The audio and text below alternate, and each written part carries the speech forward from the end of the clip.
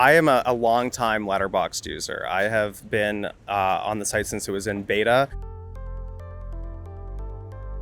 Hello, I am Louise Weard, and these are my Letterboxd top 4 favorite films. Twin Peaks: Fire Walk with Me. I'm a huge David Lynch fan, and I think that Twin Peaks is like one of the most like remarkable achievements in all of cinema. When I finally saw that movie, it was like a huge big deal for me, and I was like one of the original like big defenders of that film on Letterboxd before it had kind of like reached its like much higher status now post The Return coming out. So I've been like an OG defender of like that being the absolute peak of Twin Peaks. Breaking the Waves by Lars von Trier. I'm a huge von Trier fan. I think that his humanistic portrayals of women in distress, similar to David Lynch, are some of the most like empathetic portraits of femininity I've ever seen. I think that they're absolutely beautiful movies, and nothing is at the height of what he reached with the spirituality embedded in Breaking the Waves. So it's been a huge influence on my work for sure. The thing about Castration movie is that I try my hardest not to be like direct with my influences, but the language that I picked up from with von Trier and Lynch especially as like two of my absolute favorite filmmakers when I first started making movies.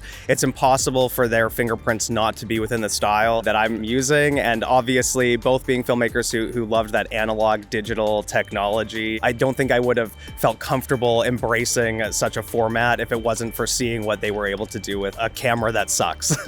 The movie that has always been in my Letterboxd top 4, Love Exposure by Shion Sono. One of my absolute favorite movies, a long movie about a cult similar to the most recent Castration movie. It's always been influenced on me because I just love the way it can interweave characters. It has the chapter cards. It's all these like applying like this epic literary postmodern storytelling within the medium of film. And it's also very perverse and weird and all the things that I kind of like get a huge joy out of in cinema. And even though it's a 4-hour movie, like with those other two films, the second I put it on, I'm like locked in the entire time. One of my best friends in high school told me about it, and I was already like a bit of a head for Sono's work, big fan of like Suicide Club. One of my all-time favorite movies, Noriko's Dinner Table. She introduced me to it and said, have you seen this crazy movie yet? So I imported the DVD and was just absolutely blown away.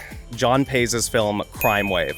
There is nothing that taps in more to like my experience of being a filmmaker, and the relationship between the characters in that movie is just like absolutely like stunningly beautiful, and like explores the act of creation in this very loving and beautiful, like infantile and pleasurable and joyous way, in a way that like few movies about filmmaking do, where it's equal parts like embracing the misery of being a creative, but also like celebrating that misery as part of this like fun, like important part of the tableau of being a film director. And it is just like one of the most fun and wacky and beautiful movies ever made in Canada. And I would not have discovered it without seeing some Letterboxd reviews that were like, hey, this is a weird one. And I threw it on, and oh my God, it's been a favorite ever since I saw it. And I even got the director, John, to have a cameo in my movie. So one of those beautiful sort of like long-running things where thanks to having a platform to discover a unique movie, I was able to like make it a core part of my artistic identity. It is absolutely amazing for like my films that have always been discovered primarily through Letterboxd to have these movies now accessible directly through the Letterboxd video store platform. I did crowdfunding for my first movie by actually posting reviews of the unmade film on Letterboxd and encouraging people to come and support it after I'd built a following on there writing reviews. My reviews, like I had some pretty bad taste back in like when I was 19 years old. So I think everyone wanted to kind of like help fund so they could knock me down a peg a little bit, see what my filmmaking would look like as this like power user on the site. So I owe Letterboxd like everything in terms of getting my first movie made up through like me staying like relevant within like people discovering my work. And Castration movie like lived or died based on how the audience responded on Letterboxd. It was there where the word of mouth initially spread. It's the first place where I first posted the link for people to watch it. So it just feels like such an amazing full circle moment for me to now have my work as part of the Letterboxd video store, where now people can watch it directly on this platform that has inspired me so much.